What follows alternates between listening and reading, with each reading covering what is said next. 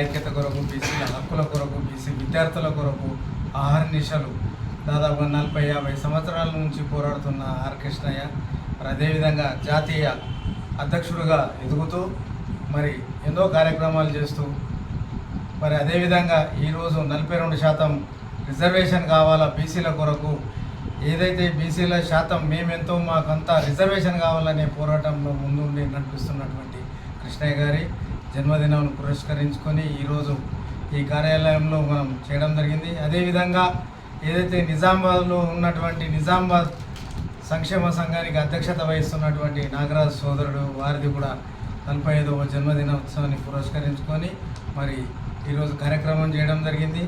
మా సోదరుడు నాగరాజు కూడా అదృష్టవంతుడు.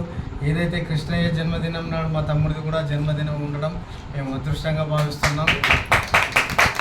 అదేవిధంగా ఇది ఒక పండుగ దినంగా భావించి కార్యక్రమాన్ని బీసీ సంఘ నాయకులు ప్రతి ఒక్కరు, మహిళా సోదరుమణులు, బీసీ కార్యవర్గము, ఉద్యోగుల సంఘము, మరి అదేవిధంగా మా సోదరుడు ఉబ్బిల్ నరసన్న గారికి